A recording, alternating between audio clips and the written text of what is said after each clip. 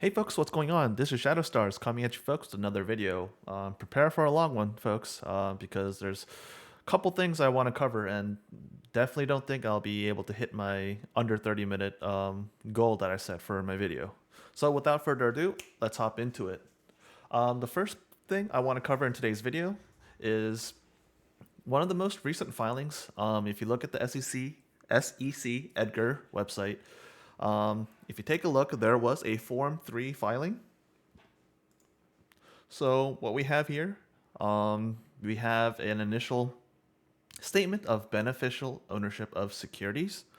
So we know that, hey, Kerith Putnam, Keri, I guess if you go by short nickname, she will be joining on the board of directors as a director for AMC.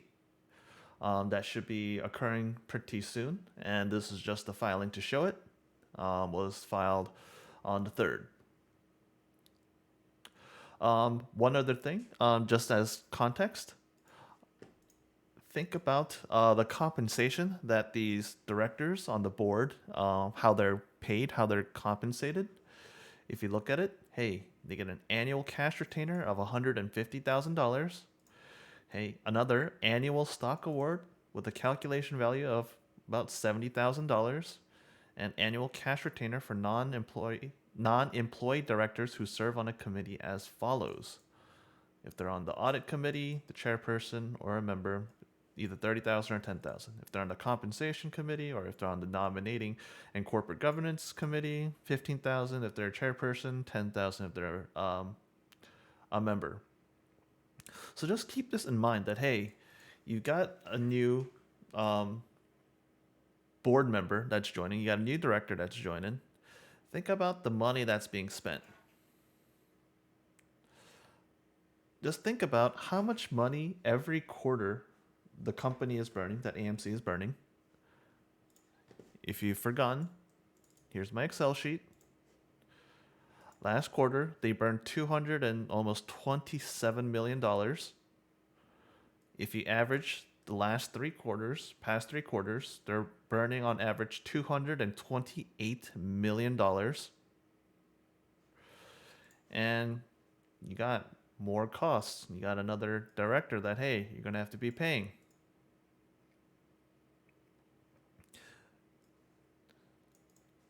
Is AMC really wisely spending its money? Is it too bloated? Does it have way too many executives? Are they being overpaid? I don't. Those are some of the questions that you might want to think about. And it's something that, hey, you should read the Schedule 14A. If you are a shareholder of the company, when AMC, when you receive this Schedule 14A, you should read through the entirety of it. You should understand, how are the folks at the top, how are they compensated? How much money is being given to them? How much is on a base salary? How much is through PSUs? How much through RSUs? Is there any special bonuses, one-time bonuses? Is there AIP bonuses, etc.? Think about how much is the company spending to pay for those folks? Is that worth it? Does that match up with how similar positions in the similar industries, how they're paid? Are they compensated to the industry standard? Or are they paying a lot more, underpaid? I mean, it's just, I'm throwing out questions that you should be asking yourself if you are a holder of AMC. If they're being underpaid, then hey, that's a good thing for you. If you're bullish about the company and you're saying that, hey, all your executives, all your C-level folks, all your executives, if they're being underpaid and they're doing a good job, in your opinion, then hey, that's fine. But on the flip side, if they're being overpaid and they're not doing a good job, does that make sense? Is that good? Think about potentially cost cut saving measures that can be taken. So something like this, so Schedule 14A, is very important to understand. You should understand not only how does the company operate in regards to, basically, like, think of it like a P&L, profits and loss. Think about the cash flow, but also think about, hey, the operating expenses. the SGNA. Think about it. And one other thing I wanted to cover in regards to this lady, Keri Putnam.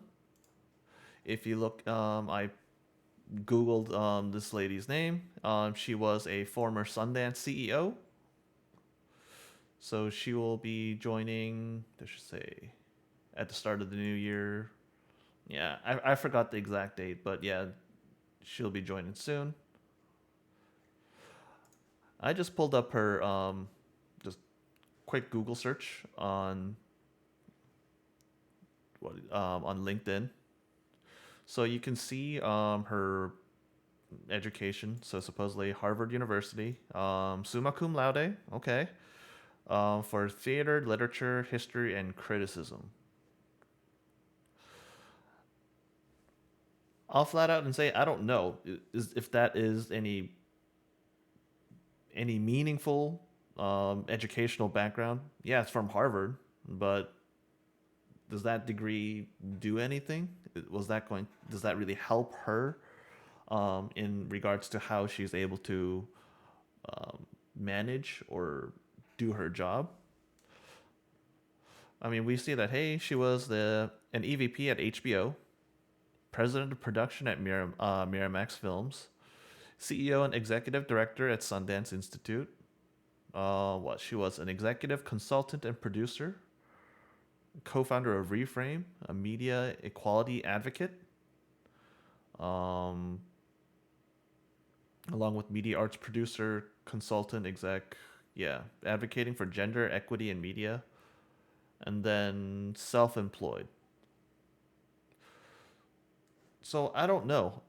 Is put is getting this person on the board of directors, is that a worthwhile spending of money? Is there no one else that you could have brought on? What sort of contributions can she be expected to make? This is just questions that I think if you're an investor, you should think about. How will she contribute to the board of directors? What sort of ideas? What sort of connections? What sort of work can she contribute to AMC?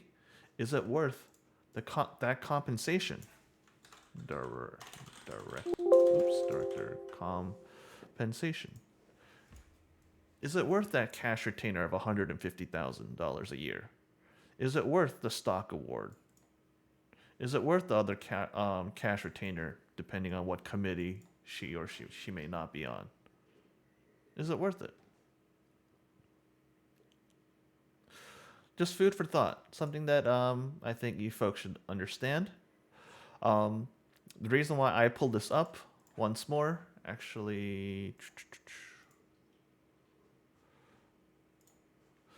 the reason why I pulled this up and I'm keeping this up is it leads me to my second part.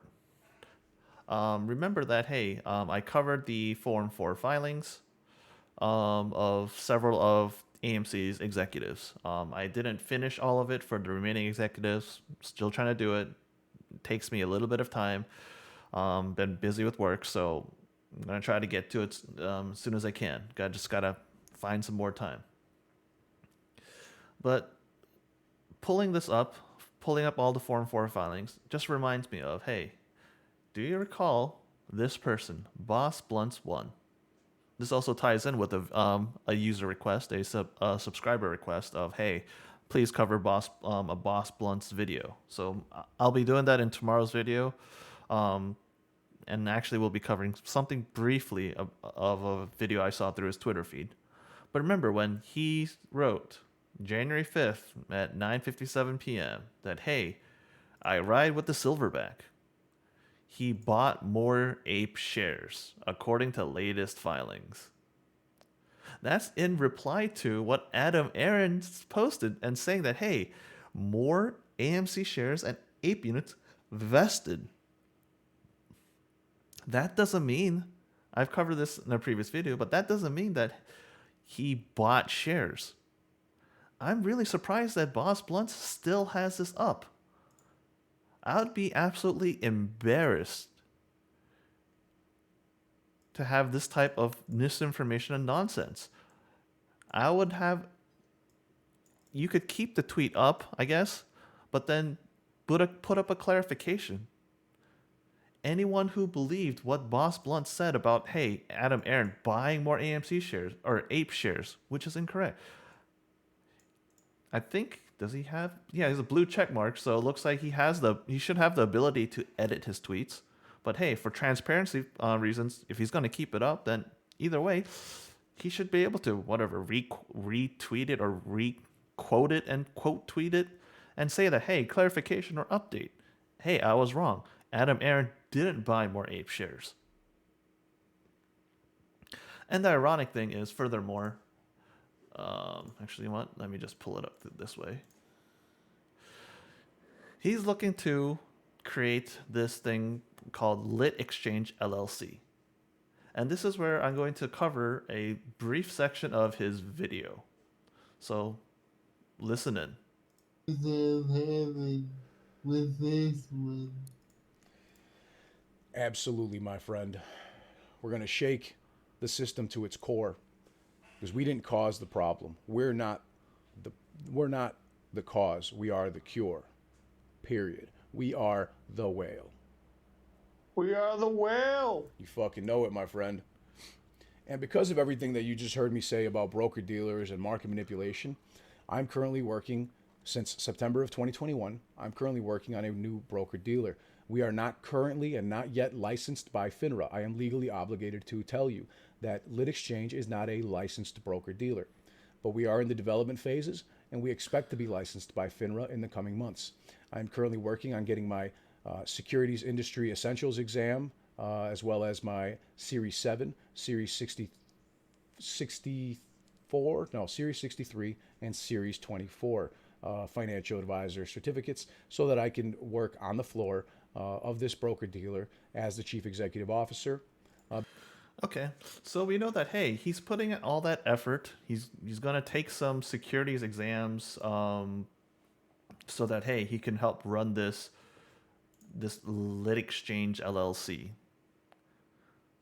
Guy that's studying for that, trying to pass that, doesn't understand basic Form 4 filings, doesn't understand even when the CEO himself says that, hey, I had shares that vested, and misconstrues and misunderstands that as saying he bought shares. That's an absolute joke.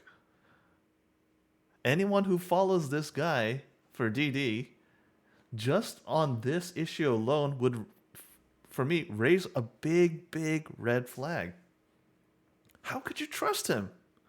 He can't get even one of the most simple things. He can't even understand a basic Form 4 filing. But hey, now you're going to trust him to be a CEO of an exchange, be a broker dealer.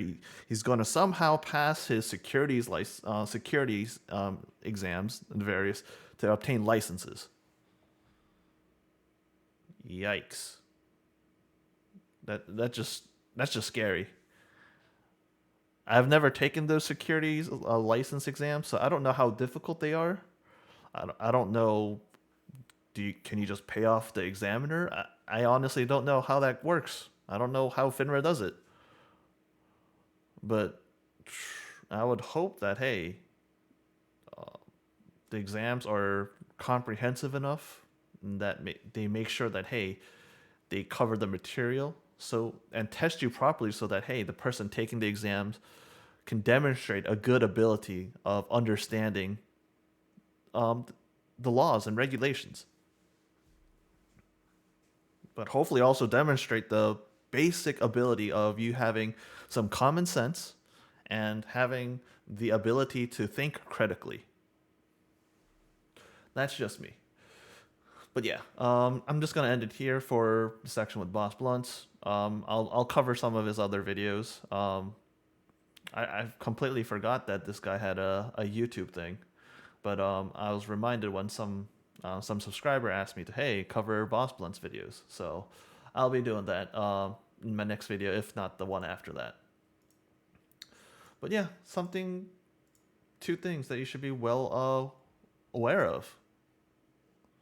that Boss Blunts guy fits the narrative, fits the story of, hey, AMC grifter, guy who's talking out of his, you know what, lots of misinformation, no verification on any of the stuff that he says. He'll block you, he'll censor you. If you try to correct him, give any opposing view, and then he'll go on and berate you, insult you, use ad hominem attacks. Like a lot of the other gurus or DD experts in the AMC community. But yeah, the final section, I'm going to be covering the box office updates. So right off the bat, we have the new data for Tuesday.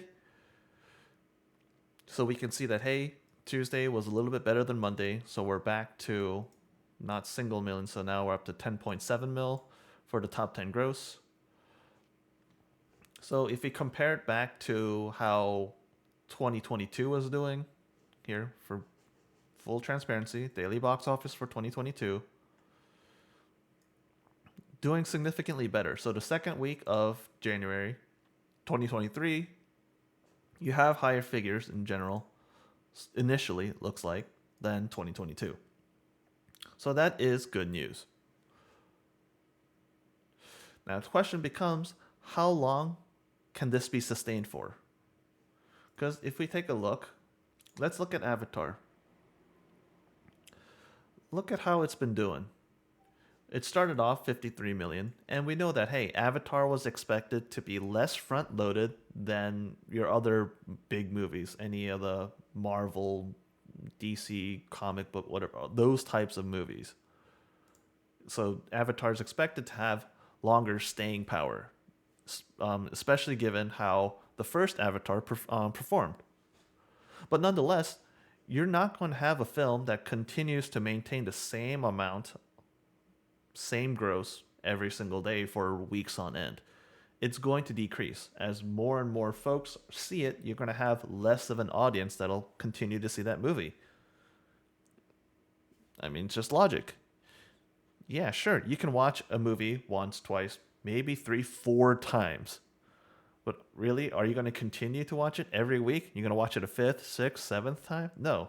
You're going to get exhausted. Like, you just wouldn't want to watch it over and over and over. And you're going to have less of an audience that's going to be willing to watch it. So we can see that, hey, they're finally in the 3 million range, the 4 million range, come Monday and Tuesday. And also, don't get me wrong, we know that Monday through Thursday, it's pretty slow. And we know that, hey, weekends, much more busy. It's busier. Friday, Saturday, Sunday, that weekend, that's when they do really good. Or they do significantly better. We see the data that supports it. Friday, Saturday, Sunday, 24, 18, 24. Versus Monday when it goes down to 21, 10, 7. But hey, you're already down to 3 to 4 million on a regular weekday. How is it going to do this weekend? Is it going to be able to beat this figure? Let's do some basic math. What? 30, 31, 44 mil? Roughly 45 mil? Will it do 45 mil this weekend again? Probably not. You'll probably see about anywhere from like a 10 to 20% decrease, if not more.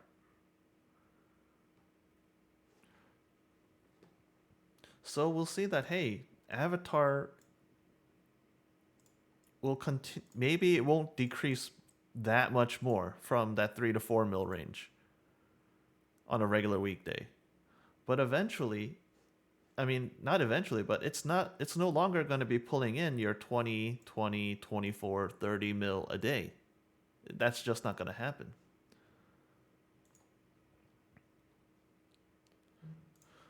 So, another quick update is that, hey, let's look at the January box office so far. You're at 234 million. I'm going to pull up my Excel spreadsheet here. So, here, 234 million. Compare that back to what the box office did in 2022 January, same period.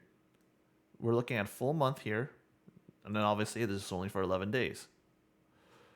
234 mil versus 384. Yeah, you're 11 days in and you're at 60% of same period last year. When you're comparing a full month versus 11 days, that's good progress. Now, hey, let's put up some figures. I've been reiterating this in a lot of my videos. When the CNK CEO and president Sean Gamble on his Q3 earnings call, when he said that, hey, we're looking at 75 to 80% pre-pandemic levels when they're doing their projections. So that would be roughly 15 to 23% growth. When Adam Aron, CEO of AMC, Q3 earnings call, they're saying 15 to 25% growth. But Adam Aron said, oh, and possibly even more. I think that was absolutely kind of out of the realms of too optimistic, but nonetheless, a 15 to 25% projection. You use that projection, 15% growth. Using a conservative figure of 15%, you're at 52% versus that projection in 11 days. So that's good progress. Question becomes, you're almost at the halfway mark of the month. How's your second half of the month going to look? You're getting further and further into the run cycle for Avatar. So you're going to get less and less of an effect from Avatar. And what movies do you have coming out? So, if we look at Box Office Mojo, their front page, you have a couple of movies coming out. Man Called Otto, Devil Conspiracy, Plane. A lot of these other ones are limited releases. The following week, we got, Missing. And what else? You got Distant on the 27th. Not much different from what I was talking about of, hey, these are some of the bigger releases coming out in January of Q1 2023. I don't see any big hitters coming out. And furthermore, here's another reference that I use. This is an office called Box Office Pro. They give forecasts every week of, hey, how they're projecting the movies are going to do. So look, their current projection calls for a 10 to 20% decline from last weekend's 104.3 million top 10 aggregate.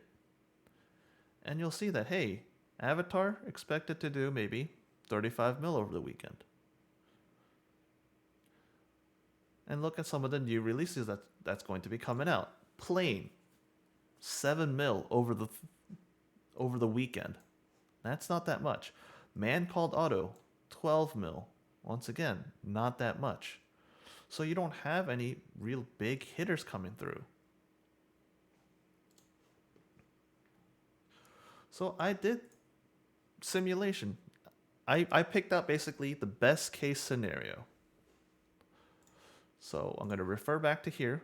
And remember, top 10 gross on Tuesday was 10.7 mil.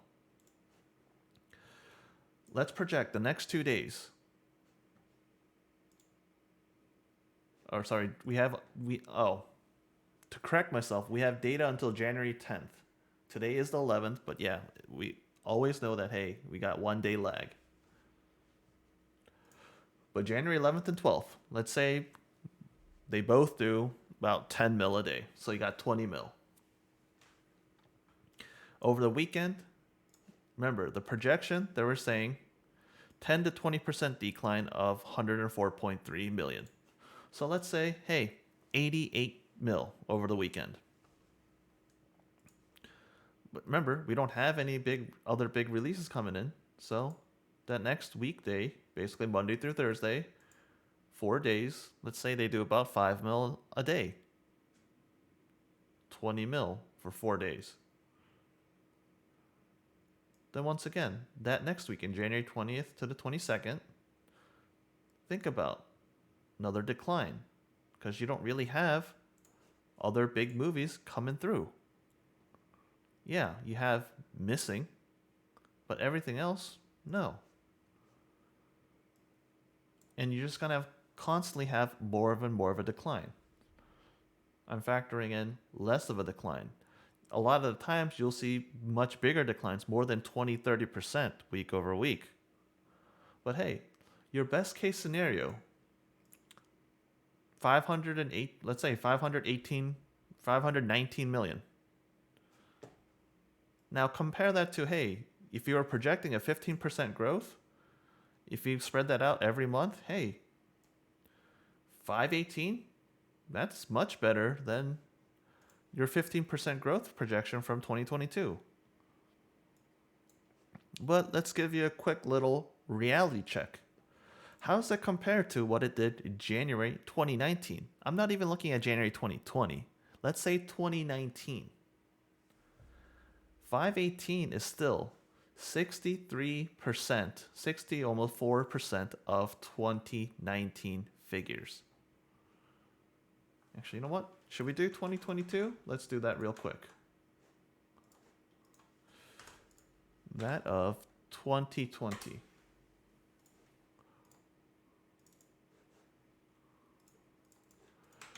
That is 57, just under 58% of 2020 figures. Still far behind. Yes, you made great strides, but the fact that needs to be pounded home is, hey, yes, you're getting increase in your admissions revenue, but guess what? Your profit from those tickets, it's not enough. Keep on stressing this, but it's the food and beverage, the concessions. That's where that's where the bulk of your margins come from. Your profit comes from.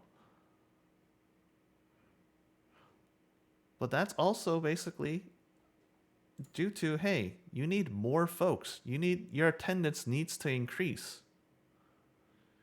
If your attendance levels don't dramatically grow, then hey, you need each person going through your theaters to spend a lot more money. You need to, hey, also, in your admissions revenue, you need better margins. So maybe, yeah, you need more folks watching it in IMAX or 3D or a premium experience. Not your basic like $10 ticket, maybe $15, $20 ticket. Maybe they need to spend that so that, hey, they make more money off per ticket. And hey, instead of just buying one popcorn, they're buying popcorn, soda, nachos, whatever. They're buying a whole ton of snacks. And then, hey, other stuff is, hey, maybe your merch. Maybe you need to sell a lot more merch there. Maybe they need to spend more money for their membership. Was it AMC Stubs membership? Yeah, spend more money there. Maybe I think they have something similar to like a AMC On Demand or something like that, where you kind of like rent movies and play it online. Spend money on that. You need to generate more revenue.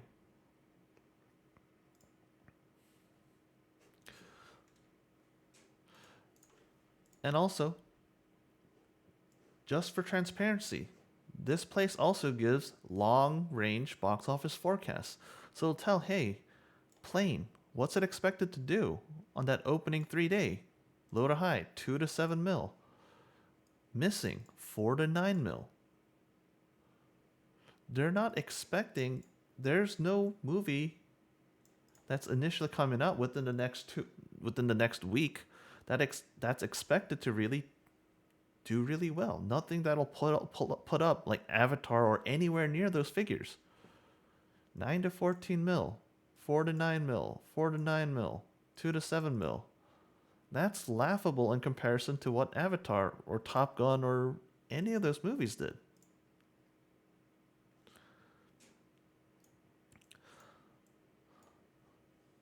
So that's just an update on the box office and a brief projection of what it could look like.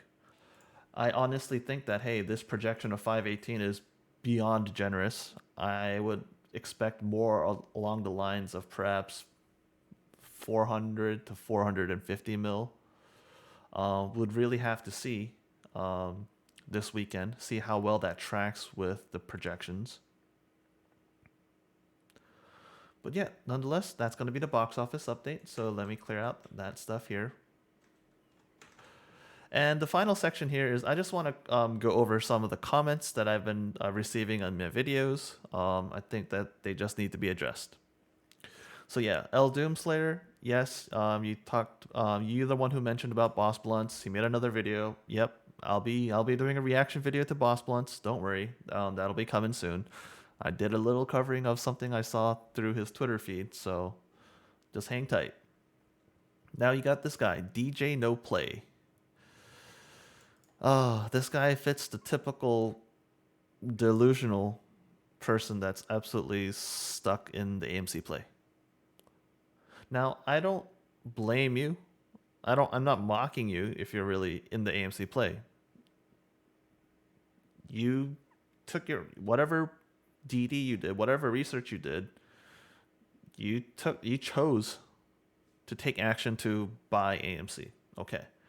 What I'm here to do is I'm just going to provide you information that, hey, you can check yourself.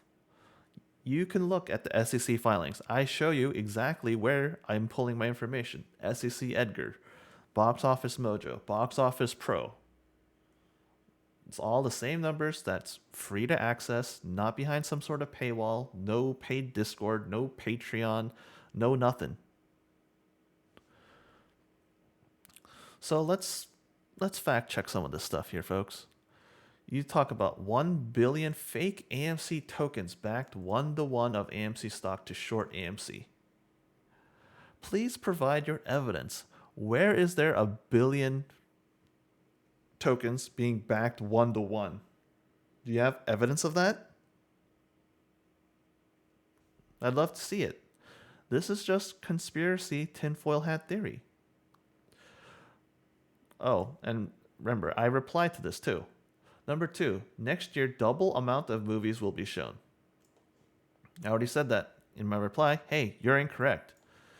If you look at the quote, what CNK's Sean Gamble, CEO, said, hey, if history is any indication, we'd be looking at next year potentially growing to around 100 to 105. Those are the wide releases, which represent about 75 to 80% or so of pre-pandemic volume. No, you're not doubling what what movies will be shown. That's not occurring. Similar to, hey, AMC, they're talking about 75%. It'll increase, but not quite 75% was 2022. But hey, they're saying next year's box office grow again between 15 to 25%. So I know that, hey, they're not directly talking about the number of releases, but the amount of growth that you'll have, that wouldn't make sense. If you're only expecting the box office to grow to 15 to 25%, is that going to make sense if you've doubled the amount of releases? No. And then your third point. Shorts have not covered, but you claim the squeeze happened. You're, I'm guessing, a shill and got exposed. So many of these folks, absolutely illiterate. Can't spell, terrible grammar. I'm not perfect, but hey, I'm at least able to articulate my points. I don't have that bad or that glaring of an issue when I type up responses or comment. But your claim of shorts have not covered, you're absolutely insane. Shorts have covered their positions. They took profit. When the stock went from $72 down to $4, you saw the times where, hey, the price shot up a little bit. You had a 10, 15, 20% day. You saw those borrowed shares and the return shares of your beloved Ortex. What do you think is happening? They are covering. They're buying back. and then they're reshorting it again. The claim that, oh, shorts are screwed, oh, they're underwater, oh, they got to pay these expensive fees. No. Do you understand the cost to borrow? Do you understand that percentage? Over what time frame is that calculated? Is that a daily fee? Is that a weekly fee? Monthly fee? Annual fee? Come back and talk to me. You tell me what you think is what that time frame is for the cost to borrow. And you tell me, is that percentage the exact same fee that those firms will pay versus the fee that you as a typical retail investor pay? You tell me. Folks like this DJ No Play, I'm sorry, but you are just absolutely stuck in your own delusions. There's no evidence to back any of the claims that you made. Number two is directly fact checked you from CNK's CEO. Number three, same thing. That could be easily fact checked. You can look at the figures of return shares, borrowed shares, and those stock rallies. So who is the shill? You're the shill. You're the one that's spreading misinformation. You're hyping up and pumping up a stock with false information. That's stock manipulation. That's market manipulation. That's something where, hey, SEC, if they wanted to, they could go build a case for you. Obviously, it's not really worth their time to be tracking some random person on YouTube like you. But hey, you grow to a big enough following, you end up being the folks like Zach Morris and the folks in Atlas. All those folks, maliciously, basically folks that are pumping and dumping. They're using their followers, those paid discords, to get signals, and they're using you as exit liquidity.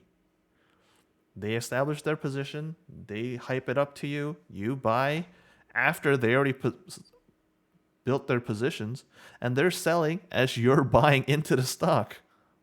They're making profit off of you. Now let's see other stuff. Oh, KWM. Hey man, your research is screwed. You don't know the truth, and you're not buying the truth. What truth are you talking about? I pulled up my figures from reputable sources. Where are you pulling your information? AA and his short friends are criminals, like you. How am I a criminal? All I'm doing is presenting the information. I'm presenting the data. I'm telling you where you can get that data so that, hey, you want to fact check me and verify? Feel free, go ahead. I showed you where I'm getting the information. I read it to you. I displayed it to you. How am I wrong? Where am I changing the data? I'm not. I'm full of, you know what? Wake up, AA buddy. You obviously haven't watched any of my videos because, hey, I already did a video covering Adam Aaron's Form 4 filings. I already covered what the actions that he's been taking. You think I'm supporting AA? Come on, man. This guy, DP, your video's a joke. Who do you work for? What is your next video about how much? And what is your next video about how much good hedge funds do in the world, or the next Pope Kane Griffin? See, more terribly written questions, spelling errors, grammatical errors. Terrible. Come at me. You want to make a point? Go ahead. But I told you, if you want to ask a question, make sure that, hey, your questions are based, or if you want to make a claim, your statement, make sure that, hey, you can back up that statement with actual facts. You can link me sources of, hey, where you got that data? Is that a reputable source of information? Is this trustworthy? Is it reliable? Can I access it? Is it behind Is it free to access? Or is it behind some sort of paid, whatever, Patreon, Discord, whatever social media platform, etc.? And once again, this guy, you'd have to think he's almost like a bot. Talk about the fake AMC tokens. Oh, Avatar will carry onto the first quarter. Calls me a moron. Once again, you can't engage on the actual data or the facts, statistics that I show. And hey, you hop right on to ad hominem attacks. That's a classic sign of, hey, you lost the argument. That's a classic sign showing that, hey, you know what? Because I can't correct you on your facts, on your statements, because either A, you don't know anything,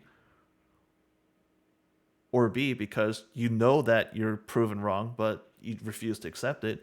You choose to, hey, let's go attack that person's character. Let's go attack their race. Let's go attack whatever characteristic, how they look, how they speak, what race they're, etc., what religion they believe, what's their political affiliation, whatever. You choose to do an ad hominem attack. The moment you do that, you lose all credibility. You have lost that argument.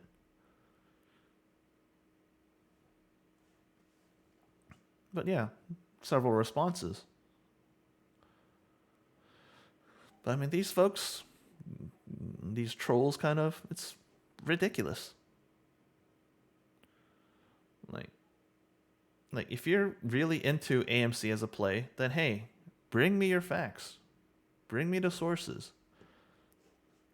When I covered some of that information, when I talked about the box office figures, hey, when I gave you the data of, hey, one bullish news, hey, that could be somewhat supported by facts, is that, hey, look, you're, 10 days in, correction to the early part of the video, you're 10 days in, and hey, versus Q1, you did 60% of it. You're 1/3 of the month in, and you're at 60%. That could be something that's statistically backed up. That's a fact. 60% is a fact. Don't come at me with random tinfoil hats of your synthetic shares, your naked shorts, your shorts haven't covered nonsense.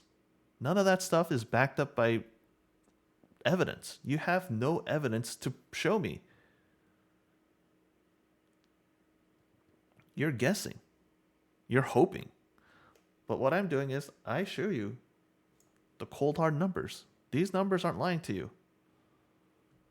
A lot of these figures, once again, you pull up the box office industry figures, they're quoted, basically. Those numbers line up with what the figures that you see in the 10Qs and the 10Ks when they talk about box office figures. So you know that, hey, maybe the dollar figures are off what AMC, what CNK gets. Maybe it's slightly different, but it's not going to be vastly different. You're not going to have 10% variances. So come at me. I got all this data here in front of you. Data that, hey, you're able to access for free. I show you exactly where I'm getting it from. So you can work with the exact same data I am. Then show me how you can reach a different conclusion with the same data set that's provided. Show me. If you can do that, then hey, I'll look at your case. I'll look at your statement. I'll look at your claims. And if it has merit, I got no problem acknowledging it. But your attempts of, hey, you're a shill. Oh, you're exposed. No. That doesn't do anything. Not only do you believe in unsubstantiated, unproven facts, unproven claims, you got no evidence for that, then you resort to character attacks. I mean, it's bad enough that, hey, you got no evidence for your claims. It's further exacerbated and made worse because, hey, you choose to attack the person because, hey, you don't like them. You don't agree with them. They have an opposing opinion. That's not how you debate. That's not how you talk things out. All you're doing is you're like an ostrich. You're shoving your head in the sand, saying la la la la la, saying that you can't hear them. And because you can't hear them, they're wrong. That's your thing. Oh, I can't hear your opinion. So, yeah, you're obviously wrong. Oh, because I was not given new information, yeah, that's why I'm never wrong. No, it's just absolutely ridiculous. So, yep, that's where I'm going to end today's video. Looks like I wasn't able to keep it under 30 minutes. I kind of knew that. But hey, folks, if you like the content that I'm providing, I'd appreciate it. Hit the like. Same on that note also, please, I'd appreciate it if you could help spread the word. Share this information. Share this video. Share it to folks that you think need to see this. Because I think I'm one of the few people out here providing context, providing facts. I'm showing you where I'm getting the data, and I'm showing you the reasoning and the logic behind it. I disclose it. I'll disclose it again right now. I got no positions in AMC, no shares, no shorts, no options, no calls, no puts, no straddles, no butterflies, nothing. I got nothing in the game for AMC. No one in my family has shares of AMC, shorts, options, nothing. Zero, zilch. I don't know anyone else who can speak as I'm sure there might be a couple of folks I don't know, but I think I'm one of the very few people out here that can objectively speak about the situation and also provide you the data and show you directly, hey, where I'm getting it from and how I reached that conclusion. If you want to fact check me, leave a comment down below. I'd love to hear your opinion. You got a question? Feel free. I'll do my best to answer it. Critiques? Feel free, because I know that I'm not perfect. I can improve. So with your critiques, I can take that criticism and build myself and help provide you folks with better content, better information, more perspective, more data, more information, so that, hey, you can be better informed. But hey, folks, I'm just one person, but hey, always verify. Please verify any of the stuff I'm saying. Please verify any of the other stuff you hear from other content creators. Don't blindly trust them. All of them, myself included, none of us are financial advisors.